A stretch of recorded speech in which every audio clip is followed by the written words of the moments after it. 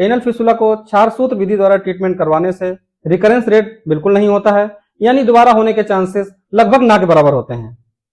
क्योंकि इस रोग में ऑपरेशन के बाद रिकरेंस रेट बहुत ज्यादा होता है, इसलिए क्षार सूत्र थेरेपी ही सबसे बेस्ट थेरेपी होती है। नमस्कार दोस्तों, आज की इस वीडियो में हम जानेंगे फिस्टुला इन एनो यानी भगंदर के बारे में। यह रोग कैसे बनता है, इसकी संरचना क्या होती है और आयुर्वेदिक क्षार सूत्र थेरेपी साइंटिफिक तरीके से कैसे इस बीमारी को ठीक करता है, इस पर आपको हम बताएं। एनल फिस्टुला एक एबनॉर्मल ट्रैक होता है जो कि आमतौर पर गुदा के अंदर से बाहर पेरिएनल एरिया की स्किन से जुड़ा रहता है। यह ट्रैक एनल कैनाल की इंटरनल ओपनिंग से शुरू होकर बाहर की त्वचा पर एक्सटर्नल ओपनिंग बनाती है। अधिकतर मामलों में यह ट्रैक एनल ग्लैंड के इन्फेक्शन के कारण बनता है। जब गुदा की छोटी छोटी एनल ग्लैंड्स ब्लॉक हो जाती हैं, तब वहां एब्सेस बनता है। अगर यह एब्सेस पूरी तरीके से नहीं भरता है तो अंदर ही अंदर एक रास्ता बनकर फिस्टुला तैयार कर देता है। इसलिए एनल फिस्टुला में बार बार पस आता है और कई मरीजों में यह क्रोनिक यानी लंबे समय तक बना रहता है। फिस्टुला के क्या क्या लक्षण होते हैं जिनको देखकर हम जानेंगे कि फिस्टुला है या नहीं है। अगर लेट्रिन के रास्ते के आसपास बने ओपनिंग से बार बार पस आता है, ब्लड आता है या लिक्विड का निकलना हो रहा है तो यह एनल फिस्टुला का मुख्य लक्षण होता है। परंतु कभी कभी पस का डिस्चार्ज एनल कैनाल से भी आता है। गुदा के आसपास सूजन और जलन महसूस होती है। चलते फिरते समय दर्द होता है। कभी कभी इचिंग होती है। जब पस इकट्ठा हो जाता है, स्वेलिंग ज्यादा हो जाती है तो फीवर भी हो सकता है और कभी कभी कमजोरी भी लगती है। आइए मैं आपको बताता हूं कि फिस्टुला बार बार क्यों होता है। एनल फिस्टुला बार बार क्यों होता है, इसके बहुत सारे कारण हैं। इंटरनल ओपनिंग जहां पर ग्लैंड का इन्फेक्शन होता है, अगर उसको ट्रीट न किया जाए या इंटरनल ओपनिंग बंद न हो तो इन्फेक्शन दोबारा उसी ट्रैक में लौट आता है। एनल फिस्टुला की मल्टीपल ब्रांचेज होती हैं जो कि प्रॉपर ड्रेनेज नहीं होने के कारण या फिर एनल फिस्टुला के सेकेंडरी डिजीज होने के कारण रिकरेंस रेट बहुत ज्यादा हाई होता है। इसलिए आयुर्वेद की क्षार सूत्र इस समस्या को वैज्ञानिक तरीके से टारगेट करता है। क्षार सूत्र थेरेपी क्या है, आइए इसके बारे में आपको मैं बताता हूं। क्षार सूत्र एक मेडिकेटेड थ्रेड होता है। इसे कुछ हर्बल मेडिसिन से तैयार किया जाता है। इनके नाम है अपामार क्षार, हल्दी और स्नोही क्षीर। सबसे पहले बार्बर थ्रेड नंबर 20 को एक फ्रेम में टाइट करके कई फेरों में बांधा जाता है और फिर इस धागे के ऊपर स्नोही क्षीर का लेप लगाया जाता है और 1 दिन तक सूखने का वेट किया जाता है। यह प्रक्रिया कुल 11 दिन तक चलती है। फिर इसके बाद थ्रेड पर स्नोही क्षीर के साथ अपामार क्षार का भी लेप किया जाता है, जो कि अगले 7 दिनों तक प्रोसेस चलता है। और अंत में स्नोही क्षीर और हल्दी के बारीक पीसे पाउडर का लेप 3 बार 3 दिनों तक लगाया जाता है। इस प्रकार यह थ्रेड 21 दिनों में तैयार हो पाता है। आजकल क्षार सूत्र कैबिनेट में थ्रेड बनाया जाता है। फिर इस थ्रेड को टेस्ट ट्यूब में पैकिंग करके अल्ट्रावायलेट लाइट से स्टेलाइज किया जाता है।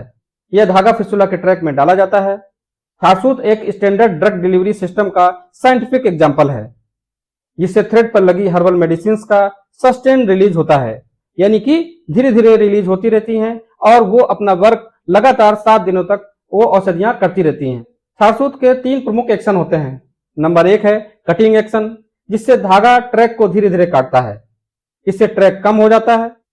दूसरा है कॉटराइजेशन। इसमें क्षार इन्फेक्टेड टिश्यू को डिस्ट्रॉय करता है, जिससे नया हेल्दी टिश्यू बनता है। और तीसरा एक्शन है हीलिंग। धागे पर लगी हल्दी अंदर से हीलिंग कराती है। ये एंटीबायोटिक का भी काम करती है। इस प्रक्रिया में एनल फिस्टुला अंदर से साफ होकर प्राकृतिक रूप से भर जाता है और दोबारा रिकरेंस होने के चांसेस बिल्कुल ना के बराबर होते हैं। क्षार सूत्र कैसे डाला जाता है, आइए मैं आपको बताता हूं। यह एक ओपीडी बेस्ड प्रोसीजर है। रोगी को लोकल एनेस्थीसिया दी जाती है। इंटरनल और एक्सटर्नल ओपनिंग को पहचान कर प्रोब द्वारा ट्रैक में धागा डाला जाता है। हर 7 से 10 दिन में धागे को चेंज किया जाता है। हर सप्ताह क्षार सूत्र बदलने पर ट्रैक थोड़ा थोड़ा चीज कटर की तरह कटता है और साथ में हील भी होता रहता है। आमतौर पर ट्रैक की लंबाई और जटिलता के अनुसार उपचार 4 से 10 सप्ताह तक चलता है। ये कई बार कॉम्प्लिकेशन ज्यादा होने पर और भी ज्यादा खिंच सकता है। एग्जैक्ट टाइम डॉक्टर देख करके ही बताएगा कि कितने समय तक फिस्टुला का इलाज चलना है। एनल फिस्टुला में क्षार सूत्र थेरेपी के साइंटिफिक लाभ क्या क्या हैं, आइए मैं आपको बताता हूं। एनल फिस्टुला को क्षार सूत्र विधि द्वारा ट्रीटमेंट करवाने से रिकरेंस रेट बिल्कुल नहीं होता है, यानी दोबारा होने के चांसेस लगभग ना के बराबर होते हैं। क्योंकि इस रोग में ऑपरेशन के बाद रिकरेंस रेट बहुत ज्यादा होता है, इसलिए छारसूत थेरेपी ही सबसे बेस्ट थेरेपी होती है। ये चूंकि मेजर सर्जरी नहीं होती है, इसलिए मरीज को अस्पताल में भर्ती नहीं होना पड़ता है, अस्पताल के भारी भरकम खर्च भी नहीं उसको उठाने पड़ते हैं। स्फिंक्टर्स मसल सुरक्षित रहते हैं। फीकल इनकॉन्टिनेंस यानी मल को रोक न पाने का खतरा भी लगभग शून्य होता है। ब्लीडिंग बिल्कुल नहीं होती है। इन्फेक्शन जल्दी खत्म हो जाता है। रोगी रोजमर्रा के काम आसानी से कर सकता है, यानी उसको किसी प्रकार की छुट्टी लेने की जरूरत नहीं होती है। अब हम बात करेंगे छारसूत थेरेपी में दर्द की। छारसूत थेरेपी में कितना दर्द होता है और क्यों होता है, मैं आपको विस्तार से बताता हूं।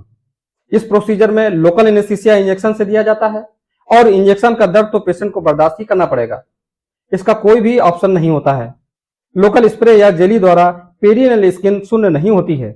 यदि सुई का दर्द भी बर्दाश्त नहीं कर सकते हैं तो आप हॉस्पिटल में भर्ती होकर स्पाइनल या जनरल एनेस्थीसिया में भी यह प्रोसीजर करवा सकते हैं।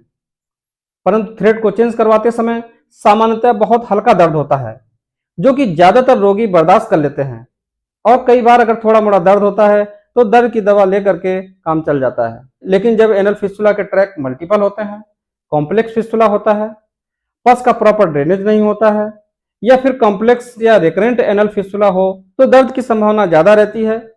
वैसे भी यदि ऑपरेशन करवाते हैं तो घाव की ड्रेसिंग का दर्द तो आपको झेलना ही पड़ेगा। छारसूत में हल्का फुल्का दर्द तो होता है, यदि वो भी बर्दाश्त नहीं कर सकते हैं तो आपको छारसूत प्रोसीजर नहीं करवाना चाहिए। छारसूत थेरेपी के समय क्या क्या सावधानियां रखनी चाहिए, आइए इसके बारे में आपको बताता हूं। कब्ज बिल्कुल ना होने दें। गर्म पानी में सिरजवात नियमित रूप से करें, जिससे वहां की साफ सफाई होती है, और भरपूर मात्रा में पानी पिएं। हल्का फाइबर युक्त भोजन लें। डॉक्टर द्वारा बताए गए समय पर धागे को मूव कराएं और ज्यादा तेल का लोकल यूज करते रहें। स्टूल सॉफ्टनर लेते रहें, और दर्द हो तो एनाल्जेसिक दवा जरूरत पड़ने पर ले सकते हैं। 2 पहिया वाहन नहीं चलाना है और लॉन्ग सिटिंग को अवॉइड करना है। फिस्टुला एक कॉम्प्लिकेटेड और बार बार होने वाली समस्या है, लेकिन आयुर्वेद की छारसूत थेरेपी से साइंटिफिक, सिक्योर और प्रभावी तरीके से ठीक किया जा सकता है। यह उपचार प्राकृतिक है और सर्जरी का सबसे बेहतर विकल्प है। दोस्तों, अगर वीडियो अच्छा लगे तो लाइक करें, शेयर करें और सब्सक्राइब करना ना भूलें। मिलते हैं अगले वीडियो में, तब तक के लिए नमस्कार।